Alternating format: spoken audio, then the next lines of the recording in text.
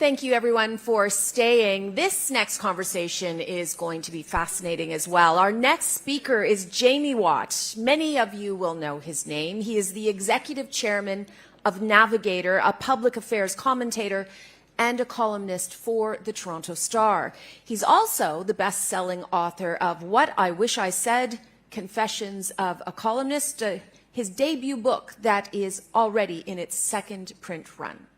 Jamie specializes in complex public strategy issues, serving both domestic and international clients in the corporate, professional services, and not-for-profit sectors. Among many other things, Jamie is currently the Chancellor of OCAD University, a trustee of the Toronto University Health Network, and a governor at the Shaw Festival in Niagara-on-the-Lake. And he's also founder of the Canadian Centre for the Purposes of the Corporation. And please welcome Jamie Watt. Thanks, Cynthia. Thanks, everybody, for being here with me today. I am actually very much looking forward to this chat, although I feel I'm a little bit walking into the lion's den. You have forgotten way more about what I'm going to talk to you about this morning than I will ever know. And so I purposely kept my remarks kind of tight and short to give you my perspective, but then hopefully we'll get into a really good dialogue where I'll take any question that you have, but just like in a scrum or in the House of Commons, it'll be question period, not answer period. But come on, that's a funny joke. Wow, that's going to be like that, eh? All right. Well, we'll try again. I thought I was glad to be with you, but I am actually very respectful of the challenges that you face. My colleagues will know that everything in life now can be explained by a kidney transplant I had 18 months ago. They get a bit tired of hearing about it, but the challenges you face can be explained by that as well. And that is a number of years ago, three now, I guess, I was told I was going to have a kidney transplant, but I was also told that I was too fat, or in the words of my surgeon, too fucking fat in order to have that, and I was going to have to lose 60 pounds. And I would have told you at that time that that was impossible. I had been overweight for a good part of my adult life, and I would have thought that there was nothing that I could do to change. But you know, it reminded me of the joke about the psychiatrists and how many light bulbs it takes, how many psychiatrists it takes to change a light bulb. You probably know this joke. The answer is one, provided the light bulb was committed to change. And so I had a choice. I could either lose the weight or I could go on dialysis. And if I was on dialysis, I'd be at the hospital 35 hours a week and not here. So I sucked it up. It wasn't easy. It was really bloody hard, but I had a good outcome. And I knew if I took that action, I'd get a good outcome. And I don't think that you are in the same place. I think everybody in this room knows that the media industry, journalists, whatever, however you want to describe it, are in an enormously difficult place. The problem is nobody knows the way forward. And it's not like you just have to go and lose 60 pounds, because I think you go and do it. Every day people are trying different things, and nobody actually has the answer in front of them. And that is making it very, very, very difficult. I actually don't know what I would do is if I was a leader, if I was an executive, if I was a manager in your business. Because every day I would go to work and I would try and ask people to do Herculean things, and I wouldn't have a bloody clue if they would actually work. And I think that's very hard. And furthermore, I think you'd find that if anybody told you that they had the answer, they would be bullshitting you. And so with that as a backdrop, I think I am very respectful of the difficult place you find yourselves in, and I would be very wary of anybody with any bromides or anybody with any suggestions that they've got an easy solution to what the challenges that you're facing. This morning, the people that are organizing this conference asked, I guess, a novel idea. They said, all right, hotshot, you're supposed to know what to do if you're in a crisis. We're sort of in a crisis. Can you please come and help us deal with what you would do in a crisis? So I've tried to bring the lens of what I do in my practice to give you another way of looking at some of the challenges that you face. Not the only way, but another way. And maybe you'll be able to take a few threads from what I have to say this morning, put them with some other things that you know well about, and move yourself somewhere down the path. I think this idea that it all stems from trust is wrong. And I think it's a fool's errand to only look at trust itself. The reason for that is trust and the diminution of trust is not just your problem. We have had a straight line. This is a shitty slide. It should be straight. There's no up and down in it, right? It's straight line down. The bars are right. The red thing is wrong. We have a straight line diminution in trust amongst all major institutions in civil society over the last 30 years. The church, politicians, the media, employers, unions, every single organization across civil society is less trusted today than they were before. So I don't think you should necessarily have a pity party all for yourselves. Now, it's a problem, yes, and you have to fix it, yes, and it needs attention, yes, and it's getting in the way of you doing your jobs, yes, but it has to be couched against a much bigger problem. And this trust and this diminution in trust is not benign. It is what explains vaccine hesitancy, not anti-vaxxers, crazy people. Editorial comment.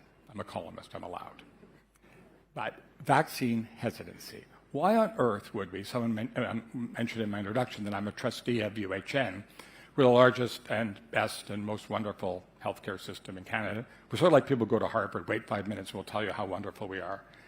And we would have all these PSWs who wouldn't get vaccinated. Now, why on earth would that be? Why would it be people coming to work every day, putting themselves at risk, wouldn't get vaccinated? Because they didn't trust anybody. They didn't trust us. They didn't trust doctors. They didn't trust medical establishments. They didn't trust their church. They didn't trust anybody. So this is a very big problem that we're all grappling with. And I think it's important that journalism couch itself in that context and not in a place all by itself. So I would actually look at this from three basic perspectives if I was doing this work for you. And the first is I would go right back to first principles. I go right back to where you need to start. And that is we are always going to need people to help us make sense of a crazy world, and never more so than this week. There is not a person out there that can figure this out.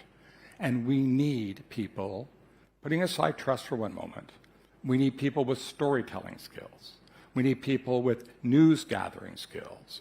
We need people who can take all this complicated things and put in some kind of rank order and tell you what about it you need to pay attention to and what of it you can just set to one side. We've never needed that more than we need right now. So that will never, ever, ever go away. I have all these young journalists in my office. They're all panicked about the future. Should they go to J school, this, that, right? Of course you should. Do you think we're going to be out of the business of telling stories? Joan Didion is right? We tell ourselves stories in order to live. What about what's happening in front of us is ever going to change that? The answer is nothing. Not a bloody thing. So I am bullish on your profession. I think we're going to need your profession more as the world gets faster, gets more complicated, as we have less time, as we have more pressure. So I think the starting point, if you came to my office, that we would say is there's nothing wrong with the essential, fundamental premise of what it is that you do. So I don't think that's going to change. I think what is going to change is the need for agility. And if you think you're going to be able to do it in the way you've always been doing it, with the same kind of a deadline and the amount of time and everything else, and 27 people, and, won't say, but one particular broadcaster sending 18 different people to cover the same news conference, yeah, that's not going to go on anymore. By the way, those people were very good to me, so I'm not complaining. Very good to me. So I think there is going to be a need for agility. And the need for agility is going to come, it's almost as if by the time the ink sets on the paper, the plan is going to not be any good anymore. I don't quote Mike Tyson very often, but I love this line from him, that everyone's got a plan until they get punched in the mouth, right? And you have a plan, you have a planning session. By the time you get to the planning session, everybody rolls up all that, those giant Post-it notes that people put on the wall and those kinds of things with all the multicolored Sharpies, and somebody types it all up. The plan's no damn good anymore. So I think that's going to be something that's going to be very difficult to get through. But if you start with the idea that what you do is not going to change, you add to it, you're going to have to figure out a way to do it faster and different and change it around and mix it up and start over again in a way that you haven't been able to before. And if you can hang on to those two things, then I think there's four things that you actually need to do. And I actually don't think at the end of the day it's trust that is at the apex of what you need to do. I think it's actually connection, and that's why my presentation was called Reconnecting, because I think it is from that connection that you get the permission space to continue to tell your stories and to do your jobs. I think trust is a subset of it rather than the destination point. And so I see it this way. I think it comes not last, but it sure doesn't come first. And so I see it this hierarchy. And I think if anything you should be spending time on is truly understanding Canadians. It's very fashionable for people like me to go on and on about how polarized things have become, how terrible one particular political leader is, and so on. Well, you know what? Canadians are hurting. They're really hurting. The average, people know the average household income in Canada? Want to guess? $87,000. You know what happens to you on $87,000 a year when butter goes from $5.95 to $8.50 a pound in 18 months? You don't have the elasticity in your budget to cope with it. Moms and dads are sitting their kids down at home and saying, we're going to do less for you at Christmas this year because we can't do it. Right? This is not funny. And I reject that there's analogies between America and here. We don't have nativism. We don't have the same population. We have people who are really hurting. They're tired of being talked at instead of listened to. And they're just trying to do better. They're the first generation not to do as well as their parents, and they're terrified their children won't do as well as them. And I think if we really want to get to where we need to be in the media, I think we have to have a much more comprehensive understanding of who Canadians are. And this is not from the Market Research Department. Right? The Market Research Department can do very important things and help sell things and do all that kind of stuff. But that's not what this is about. That's not what journalists have to worry about. Journalists have to understand where are Canadians today, and Canadians today are in a very different place than the place that we live. They don't get to come to places like this, right? And so I think we have to have a much deeper, much more comprehensive, much more thorough, much more honest understanding of where they are. And it's not a right-left thing, and everyone thinks the journalists are left-wing and whatever. Well, you know what? Every political party thinks you guys are on the wrong side of everybody. So probably you're doing a good job. The next thing, before trust, comes relevancy. People are busy. Like, they are really busy. and all kinds of things coming at them. Sure, sometimes it's expressed as news you can use. I think it's actually much bigger than news that you can use. Of course, everyone likes news that you can use. That's why people like lists. People like the top toys to buy your kids for Christmas. Very useful. I think this week relevancy is telling us what the hell to make out of something that we can't make sense out of something that we may be having difficult conversations at work, or how to talk to our kids, or things like that. So I think that idea for relevancy is extraordinarily important. And if you really understand Canadians, you understand what they need in their lives, and then you use your storytelling, news gathering, all the other skills that you have in spades to be relevant to them, to honor their time, not to waste their time, to give them different access points, which you're getting so good at, top lines, more information, go here, all that kind of thing, different access points. Then I think you're on your way. Then, of course, you have to be reliable and trustworthy. And I can tell you that almost every single news story I ever have firsthand knowledge of has a mistake in it. Almost every story I have firsthand information of has. Sometimes trivial, right? I spell my given name unconventionally. My name is almost always misspelled. Although I'll tell you, if a journalist misspells it, I always get an email apologizing. Journalists care about that. But you see in often articles, you see order of magnitude mistakes now. The Royal Bank made $4 million last quarter. Well, no, they didn't. It's impossible that the Royal Bank made $4 million last quarter. But the problem is the people writing the story and editing the story actually don't have the experience to know that. There's no malevolence in there. No one is trying to do that on purpose. But it's an order of magnitude story. And that's when you see it all the time. We used to have been hand-to-hand combat to get a correction. Whatever. No, they tell you to go to hell, and they tell you to go to hell and ladder up, whatever. Be it World War III to get a correction.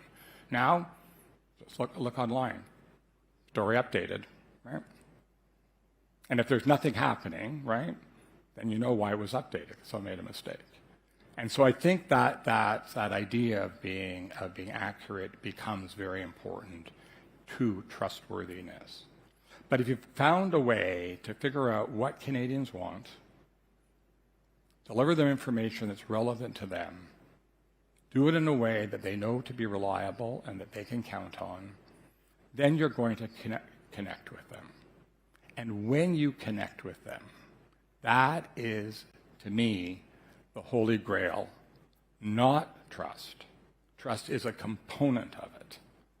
But if you can connect with Canadians and you can become, we say the trusted source, but it's actually an inversion, right? That's how you get there.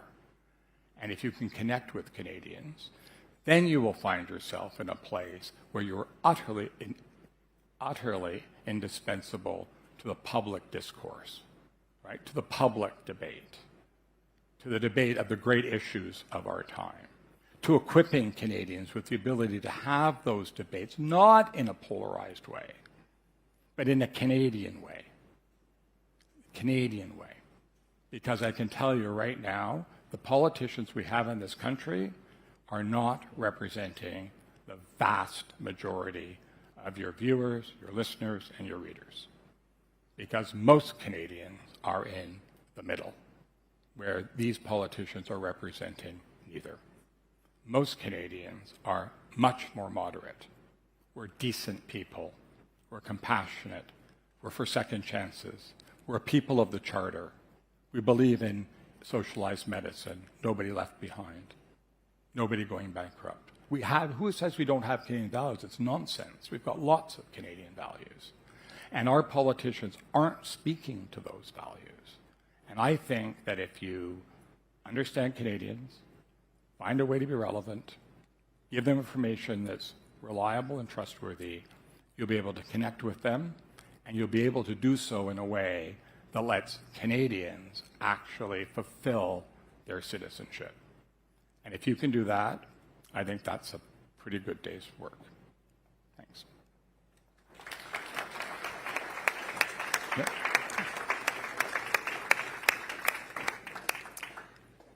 Thank you. That was very interesting to listen to. One question that I would ask you when you talk about connectivity, and I agree, it's a critical point. Has media lost connectivity with viewers, with the audience, with Canadians? Yes, I think they have. And when did that start and how? I think that a number of ways. I think the budget cuts have been brutal. I think that the budget cuts and the pressure to chase some solution. I go back how I started, right? If you knew you had to lose 60 pounds, pretty easy to say no to the Pringles, because if you eat the Pringles, you're going to have a bad result. Well, the media's not that way. So we've been hacking and sawing and cutting and whatever here and there. We've gutted newsrooms. We've gutted expertise. Again, I'm talking to the preaching to the converted. I think we've taken way too much expertise out. I think we've made fundamental mistakes in chasing things that don't actually matter. And I think I think the loss of specialized journalists has been really more devastating than people knew. It wasn't long ago that the Nassau reporter for the New York Times knew as much about Nassau as a manager at Nassau. Now that same reporter is reporting on Nassau, then they're reporting on Fluffy coming out of the tree because the fire department came because Sally was crying, and then they're reporting on, a marathon and then something else. Well, how on earth can one journalist possibly do all that? That's why we see order of magnitude mistakes, right? Order of magnitude mistakes are not gotcha journalism. They're not someone trying to screw someone over, although that does happen, we know from time to time. That's someone that just doesn't know any better. And so I think that what's happened is we no longer have specialist journalists like we used to have. Therefore, the quality of a lot of that day-to-day reporting has been reduced. Therefore, I think it is less relevant to Canadians. Back to that idea, right? They're looking, they don't find it, and then I think unfortunately we've had a terrible race to the bottom. The challenge, though, is, and I agree, we've lost those specialized reporters, but every newsroom is facing budget cuts. And how do you get them back? How do you afford that? And that is definitely a challenge. So I think, the answer is, again, this is where I'm going out on that thing about to get sawed off. But I think that's why, various media organizations are going to have to make choices. Just like the age of the departmental store is over, right? And so maybe we have to think about that differently. Maybe people have to pick and choose what they, to a greater extent, what they specialize in. Maybe we're just going to have to go through a period of retrenchment until someone sees a model where providing some of that information will have interest in a different way. I mean, we all know the problem now. I have this problem in my office. We write these bulletins when something happens, and I keep sending them back because everybody in this room has reported on every single thing that my office has now taken twice as long to send out to waste a client's time when you've already told them everything. So I thought, why the hell are we telling them this, right? So we've had to, learn. We don't, then we'll get smarter. We're writing with smart brevity now. Okay, well, fine. Now everybody else is doing that. Well, that doesn't work very well. I mean, it's like we are ourselves exhausted in trying to figure out how to, produce information and produce it in a way that is meaningful and relevant to our clients. And I just think we're all on the same, we're all like, everyone's old enough in this room, but we're all Lucy at the chocolate factory, just the chocolates are coming faster and faster. But just complaining isn't the answer. And telling people things they already know, not useful. I personally this week, I've been watching a lot of television. I would be blowing up my newscasts this week. I listened to some news coming in this morning. I actually don't know why there's anything else on the news today. I would totally, whatever my format was, I would just blow the whole thing up, just to smithereens. And I would say, this is the whatever, newscast, and you're used to hearing it this way, because maybe you have to have traffic or something so you get to work. Well, the answer is there's no traffic in Toronto. You just can't move. That's the end of the traffic. Don't really need to waste much more time. But I just think, this is what's on people's minds, and people are freaked out. How do I know? Because my office is flooded with clients saying, what do we do? How do we communicate? So I can tell you when that happens and clients are willing to pay a lot of money to figure it out, that's what your listeners and viewers, want to know. I did hear a very good piece on the CBC about how to talk to kids about this. That kind of thing, I think, is, a really good thing. I heard some squishy things like don't listen to it, but it didn't do much for me. But I just think I think we just have to, we just have to get back to that idea that, these people every single day of their lives are doing their best to do their best, right? They're getting up, they're looking after their kids, they're going to work, they're doing this, and they're like this. And how can we really work hard to understand within that what it is that they really need, and how can we be really relevant to them? I canceled my subscription to the New Yorker, not because I don't want to read the New Yorker. I was getting anxiety because it was piling up, and it was nice to read, not need to read. And I would go to throw them out, and of course I just started to shake because I would read the index, and there'd be things like table of contents, things I wanted to read. So I put it back, and then, eventually the pile would get so big, and one day I'd just throw it out without looking at it. And I think that's part of the problem. There's so much information out there. My 9-year-old grandson, I guarantee you, knows more about typhoons in the South China Sea than anybody else in this room. So that's the good news, right? When you have something of great interest, we've got amazing tools to let us find it. That's relevant to him, right? He's very interested for some bizarre reason. Might be worrisome later in life. I don't know. I don't know. I think I'm sure there are many questions for you, so let's try and get some in. Any takers? Any questions out here? One over here. Hi, my name is Georgia Callahan. I'm a DC student with Durham College. I was just wondering, you talked about how it's getting harder to win over, the younger generation. We are the younger generation. And you also talked about how becoming specialized and having an expertise is what gives you that credibility in certain subjects. How do we as young journalists have any credibility, have any connection? How do we start? What do we do?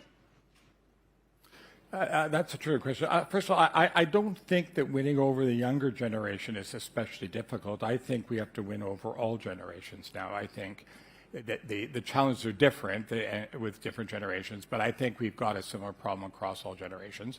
So the first thing I would say to young journalists is, first of all, have great hope. I think, journalism is a remarkably noble profession. I think that journalists who, tell stories to people, take information and put it in a way that makes it useful to other people. I think journalists who are investigative journalists and break stories and tell stories that other people don't want to tell and cause my clients a great deal of grief, I think, are a very noble profession. I think that, you're embarked on something that is, in the secular world, I think journalism is a very noble calling. So that's the first thing. I would be very proud of yourselves, and I would be pretty bullish on the idea that your skills will always be needed. The second thing I would do is I would make sure that as I honed my craft, I would be as agnostic to any storytelling platform as possible. Because I think anybody who's going to, tether themselves to one way or one technology or whatever, that's a fool's errand. That's gone. And then the third thing I would do is I would try and overlay on top of a core professional competency some kind of specialty. And either a specialty in a demographic or a specialty in a subject area or something. And I would just be the smartest bloody person there is, because there will always be a market for the expert, right? One of the ways, if I've had some modest success in my career, it's because I'm the custodian of the insight, right? When people come, I know something they don't know. And, I may be coming towards the end of my career, but that's as relevant to me today as it was, 40 years ago. And so I don't think that changes for young people. Every young generation, well, except perhaps the boomers after the war. The boomers after the war had a pretty good time. But other than that, every generation has had a problem. We had the war, we had this, we've had that. And I think it's just that you have to, be a bit focused on that. And work hard, right? Like hard. I have these young people come in my office and they open up their laptops like this and they stand like they're about to play, the opening of a concerto, and they say, how do I get your career? And they want to know the 7 things they can start doing immediately, right? And like, what's the strategy? Like, whatever. And I go, well, here's the strategy. You get up earlier than everybody else. You brush your hair, you brush your teeth, you put on nice clothes. And you go to work, you do your best to do better today than you did yesterday, and you help someone before you go to bed. And then you go to bed, and then you get up in the morning and you do it all over again. I don't know, that's how you do it, right? You just have to work hard, like really, really, really bloody hard. I'm afraid we only have time for one more question. We have somebody over here. Yes, Elizabeth Thompson with CBC, and I've been a journalist for a while, and one of the things that bothers me quite a bit is the number of people who are deliberately trying to sow mistrust in the mainstream media for their own agendas. I cover a lot of politics, and I'm wondering what you would do about this situation that we face, where we've got politicians who are deliberately trying to badmouth the media, trying to suggest that we get everything wrong, even though we try very hard to get it right. And also fringe media. There are people out there on YouTube who are monetizing their presence on YouTube and saying, we're the real journalists, trust us, don't trust the CBCs, the CTVs, the Globals, the Toronto Star, Globe and Mails, etc. So let me take your second question first and your first question second. The most important thing about those people on those fringe outlets is very important to do the work that determines whether or not they actually amount to a hill of beans. They might, but in most cases they don't. They make an amount of noise that is very much disproportionate to the influence that they have. We have to remember that there are a percentage of society that's going to believe all kinds of crazy things, and the time and effort that's put into trying to chase that and deal with it is not worth it, because it doesn't really amount to anything. Sometimes in that media, especially on social media, the reason a sentence isn't complete is because the 14-year-old's parents called them for dinner, right? So it's very important that we understand, and we've got lots of analytical tools to tell us that, whether it's something that we have to worry about. Sometimes it's a fire starter, for sure, right? Sometimes it's like, something, in a dry forest in the fall, in the end of the summer, and it'll start something. But a lot of the times it won't. The other thing is a much more difficult problem, and it is something that I didn't check. Do we have Chatham House rule today? I'm sorry? Do we have Chatham House rules in here today? No, we don't. Okay, fine. Then I will temper my final comment. I think the problem with people deliberately sowing mistrust for their own purposes is a very difficult problem to solve. It's wrong, it's irresponsible, it shouldn't be tolerated, and we would hope that come election time, the people of Canada will deal with it. I'm not entirely sure that will happen. So I'm sorry, I don't have a satisfactory answer to that question. I think it's appalling. I think it's short-sighted. And I think one of the things that people in politics who do that need to understand is eventually it's the other person's turn. And you have to be very, very careful how you set things up, because the shoe will always be on the other foot, and turnabout is fair play. And I think I worry a lot about that. I worry about, this is a discussion for another time, I worry about political discourse. I worry about what people think is funny. I worry about gotcha stunts in the House of Commons. I do not believe that the Speaker purposefully decided that, to recognize somebody who was a Nazi, to cause all kinds of, it's nonsense. There was a mistake made in his office, clearly. And clearly, he ended the Westminster system. He needed to resign. He should have resigned immediately. But to say there was more to that than that, I just don't believe that to be true. And I'm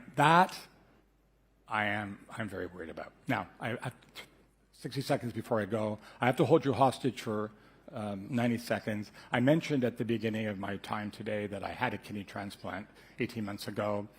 18 months ago, I wouldn't have been able to be with you today. And I was very lucky. My partner gave me one of his kidneys.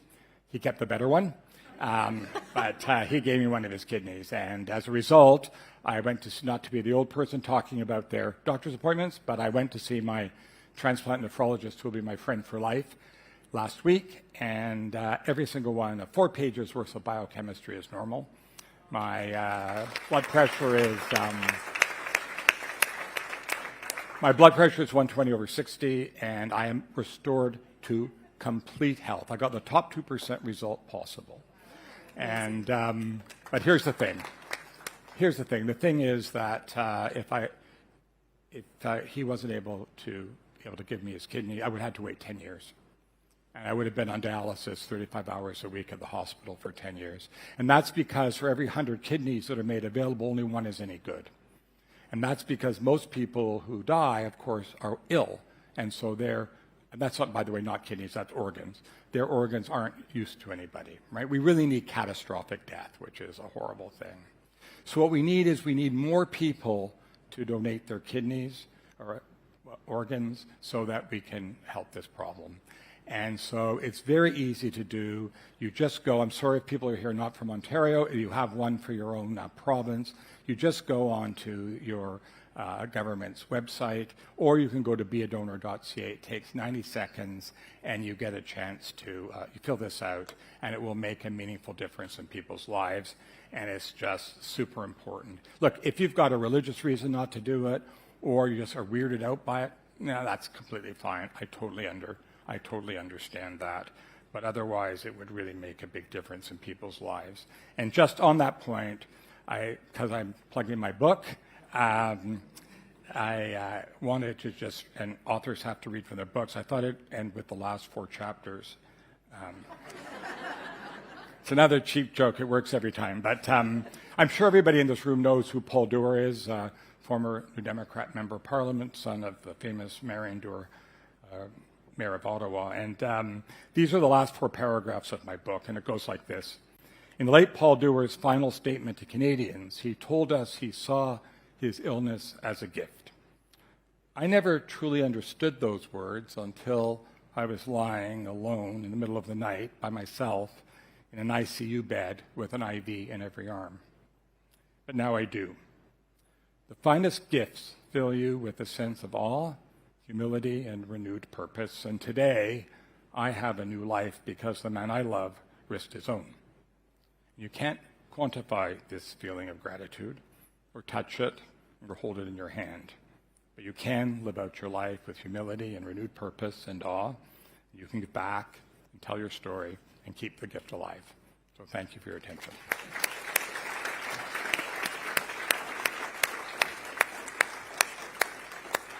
That was wonderful. Thank you very much to Jamie Watt.